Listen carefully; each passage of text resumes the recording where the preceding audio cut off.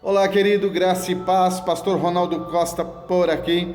Estamos aqui para gravar o vídeo 2 da aula, vídeo aula 2 do Apocalipse, capítulo 2.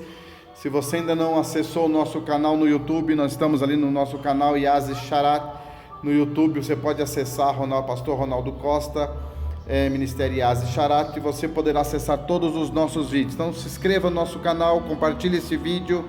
E vamos aí para a vídeo aula 2, amém? Está lá também no Facebook, no Instagram. E se você desejar mais conteúdo, entre em contato conosco, teremos prazer em te atender, amém? Nós podemos mandar também toda a aula que nós temos passado aqui para você por escrito, ou seja, o estudo escrito para que você possa ler e ouvir e aprender muito mais. Então, não deixe de dar o seu like, de compartilhar este vídeo, se inscrever no nosso canal e enviar para os seus amigos esta aula, amém? Então vamos lá, nós vamos falar hoje sobre as 7 igrejas da Ásia. As 7 igrejas da Ásia são 7 etapas que aconteceram de todas as eras da igreja. A igreja está vivendo a 7ª era. Nós já vivemos 7 eras da igreja e essas 7 eras são representadas pelas 7 cartas da igreja do Apocalipse.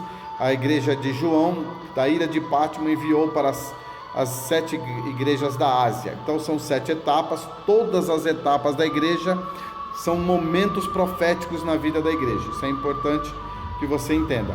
Bom, o processo da igreja em 7 etapas vai desde o nascimento de Jesus até a sua morte, e desde a sua ressurreição, ou desde a sua morte e ressurreição até a volta de Jesus, que vai se cumprir em 7 etapas. Então, as fases das 7 igrejas do Apocalipse são registradas, por exemplo, a primeira fase, a igreja de Éfeso. A igreja de Éfeso está em Apocalipse capítulo 2, versículo 1 a 7, é muito importante que você leia. Dentre tudo aquilo que o Senhor está dizendo, Ele está dizendo para a igreja de Éfeso, que é a igreja dos primeiros cristãos. Ele está falando para a igreja de Éfeso: eu conheço as tuas obras, que você trabalha, é paciente. Então Deus sabe exatamente o que você está fazendo para Deus. Ele reconhece o seu esforço, o seu trabalho para o Senhor. Aí ele diz ainda nesse capítulo, sobre a igreja de Éfeso: tenho porém contra ti que deixaste o teu primeiro amor. Ou seja, vocês trabalham, têm paciência, são esforçados, mas deixaram o primeiro amor. Aquele ímpeto inicial da igreja de Éfeso tinha passado, e agora estavam vivendo um esfriamento espiritual. Aí o Senhor dá um conselho: lembra-te de onde você caíste, arrepende-te e volta à prática das primeiras obras. É um conselho que Deus deu para a igreja de Éfeso, e transferindo para os nossos dias, é um conselho que Deus dá para nós. Como está a sua vida espiritual com Deus hoje? Está fraca, fria, morna? Como que está a sua vida espiritual? Veja de onde você caiu, onde foi que você parou, onde foi que você desistiu, onde foi que seu ministério travou. Arrepende-te e volta à prática das primeiras obras. O que você fazia antes que você não faz hoje? Você orava, jejuava, buscava a Deus, tinha intimidade com Ele, tinha um devocional com Ele, tinha um TSD, que é o tempo sozinho com Deus, e hoje você não tem mais? Arrepende-te de ter vivido tanto tempo longe de Deus e volta à prática das primeiras obras.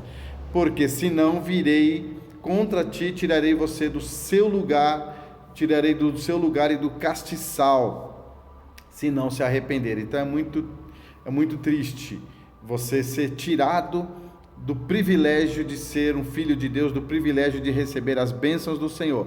É isso que vai acontecer se você não arrepender e voltar à prática das primeiras obras.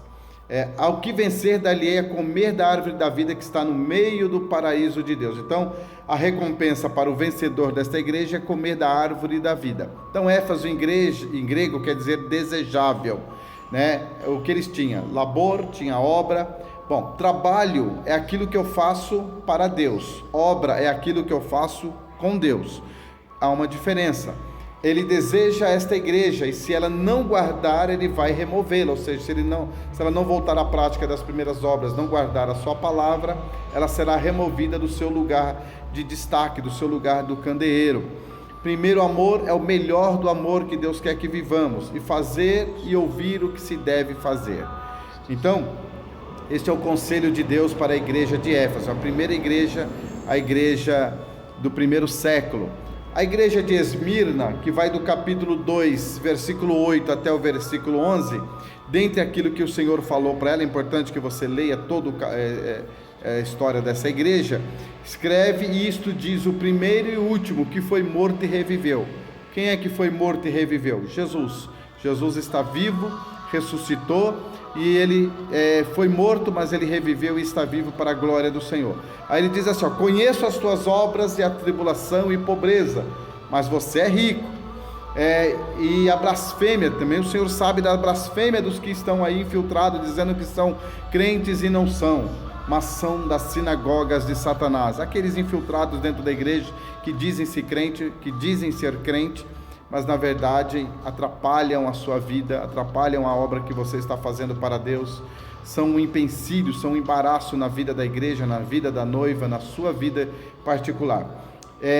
Aí diz assim: eis que o diabo lançará alguns de vocês na prisão, para que sejais tentados. Bom, quando a gente tem falado aí sobre o arrebatamento em duas fases, a gente está falando aqui que alguns, eis que o diabo lançará alguns de vocês na prisão, para que sejais tentados. Está falando de alguns que vão passar pela grande tribulação, porque uma tribulação de 10 dias, a palavra 10 quer dizer completo, quer dizer totalidade, não quer dizer 10 exatamente, mas a tribulação, por exemplo, dura 7 anos, ele está dizendo: o diabo lançará alguns de vocês para serem aprisionados e sofrerá uma tribulação de 10 dias, enfrentará a tribulação. Ou seja, por que o diabo? Porque o diabo é que vai impedir você de ser arrebatado, de ser tirado antes da grande tribulação, com a fraqueza, com as friezas, com a sua vontade própria, com as suas escolhas, com as suas atitudes, com sua mornidão, com tantas coisas que nós praticamos e andamos hoje indiferente às coisas de Deus. É o diabo que faz isso na nossa vida. É lógico que nós temos a nossa responsabilidade, mas é sim a obra do diabo de fazer isso, de impedir que as pessoas entendam o seu papel em Deus e sejam arrebatados antes de todo o sofrimento. Então, alguns de vocês serão lançados na tribulação de 10 dias, mas seja fiel até a morte. O que é ser fiel até a morte? Não é ser fiel até você morrer, ser fiel ainda que isto lhe custe a vida. E dar-te-ei a coroa da vida. Ou seja, você vai passar pela grande tribulação, alguns salvos passarão pela grande tribulação, mas se você for fiel, você vai receber o galardão, vai receber a coroa da vida. O que vencer não receberá o dano da segunda morte. Olha que coisa tremenda, querido. Se você passar por tudo isso e for um vencedor, você não vai receber o dano da segunda morte. O que é a segunda morte? É o lago de fogo, é queimar eternamente na eternidade no inferno. Você estará livre disso se você for um vencedor. Essa é a igreja de Esmirna. Esmirna quer dizer mirra, que prefigura o sofrimento. Quando fala de mirra, a unção da mirra é a unção do sofrimento. Quando aquela mulher foi ungir os pés de Jesus, que Jesus disse: ela está me ungindo para o meu sepultamento, ela estava ungindo ele com mirra, que era a unção do sofrimento pelo qual Jesus iria passar antes da sua morte. Estava debaixo da perseguição do Império Romano essa igreja, ou seja, já passou a igreja do primeiro século, agora entra a igreja do sofrimento, que é a igreja que começa a ser dominada pelo Império, até o quarto século. Quando aconteceu isso? Constantino e César concedem o favor imperial, ou seja, ele torna a igreja perseguida, numa igreja do Império Romano, porque essa igreja começa a ser perseguida e a partir depois dessa igreja ele vai adotar ela como sendo a igreja do Império Romano, uma igreja, a igreja oficial do Império. Então por que ela é perseguida? Porque ela não obedeceu a ordem de Jesus de ir por todo mundo. Por que a igreja é perseguida na terra? Porque quando Jesus quer enviar o povo, ele tira do comodismo. Quando Jesus quer que você vá fazer a obra dele, ele precisa tirar você da sua zona de conforto, e a perseguição é uma forma de Jesus tirar você da zona de conforto. Então, porque não obedeceu a ordem de ir, veio a perseguição sobre a igreja. Então, como eles se agruparam, ou seja, se fecharam no seu mundinho, ficaram ali, veio a perseguição na igreja de Esmirna. A igreja de Pérgamo, ela vai do capítulo 2 de Apocalipse, versículo 12 até o 17, e é importante que você leia para você conhecer a história dessa igreja. nessa referência que eu te dei, mas algumas coisas que está escrito lá, mas algumas poucas coisas tenho contra ti, porque tens lá os que seguem a doutrina de Balaão. Você conhece a doutrina de Balaão?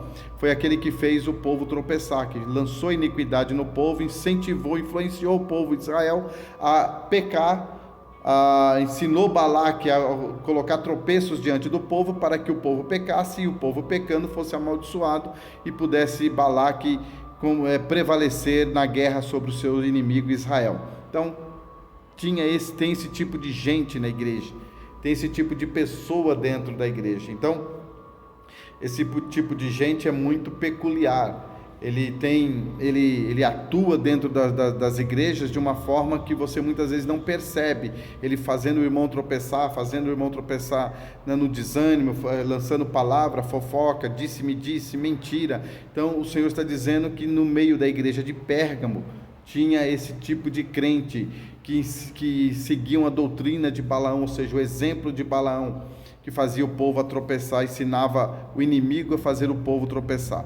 Então, querido, cuidado com esse tipo de gente na sua vida, dentro da igreja, pessoas que você se relaciona, às vezes você anda junto, corre junto, está dentro da igreja, fez amizade, se relacionou, a pessoa se tornou uma referência para você, e essa pessoa está te levando para o mau caminho, está desvirtuando você ou tirando a bênção de Deus sobre a sua vida.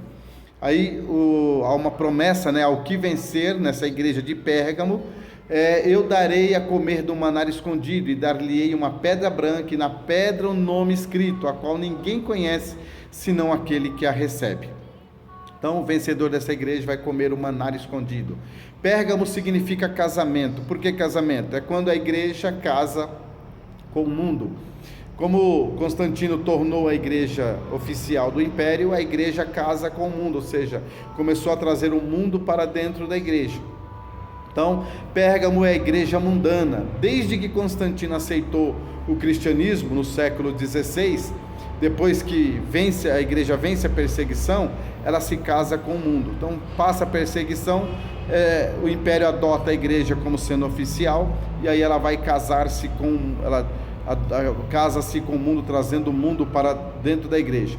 Ele vem com espada, porque essa igreja está casada com o mundo, e ela entrou numa união com o mundo. Então ele vem com uma espada, aqui na igreja de Pérgamo, ele vem com uma espada para romper esta aliança, mas a Bíblia diz que o vencedor desta igreja, ele vai comer do maná escondido. Olha que coisa interessante.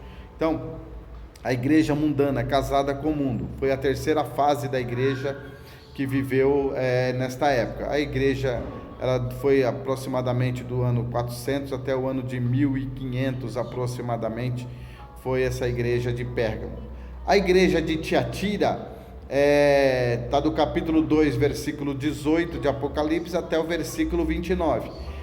Eu conheço as tuas obras, algumas coisas que Jesus disse sobre essa igreja, e o teu amor, e o teu serviço, a tua fé, a tua paciência, e que as tuas obras são mais do que a primeira. Olha só, essa igreja de Tiatira, ela trabalhou mais do que as outras igrejas, ela trabalhou mais do que as primeiras igrejas. Então o Senhor está reconhecendo isso. Mas ele tinha uma coisa que ela tolerava, Jezabel, que era ensinar e enganar os servos para praticarem a fornicação e comer do sacrifício da idolatria.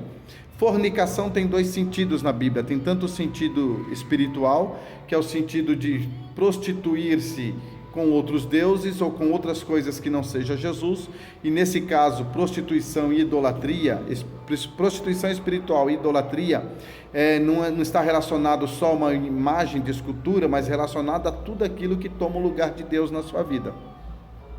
Então esta igreja, ela tem esta prática, a prática da idolatria e da fornicação. Então esta igreja de Tiatira é a igreja que pratica estas obras. Ferirei de morte a seus filhos, e todas as igrejas saberão que eu sou aquele que sonda os rins e os corações, e darei a cada um de vós segundo as vossas obras. Olha só, e ao que vencer e guardar até o fim, eu lhe darei poder sobre as nações, e com vara de ferro as regerás, serão quebradas com vasos de oleiro, como também recebi de meu Pai. Então Tiatira é a igreja do sacrifício aromático incessante, representa a igreja romana apóstata, cheia de sacrifícios. Tiatira é a igreja apóstata, desde a ordenação do sistema papal até metade do século VI. Então essa igreja de Tiatira é a igreja apóstata, amém? Nós vamos continuar aí no vídeo 2, para que esse vídeo não se prolongue muito, nós vamos continuar no vídeo 2, acesse o vídeo 2 para darmos continuidade às 7 igrejas da Ásia, para que você possa ser edificado, amém? Deus abençoe, não esquece de compartilhar, se inscreva no nosso canal, envie esse vídeo para os seus amigos e acesse o vídeo aula Apocalipse 2, aula 2. Deus abençoe, fique com Deus.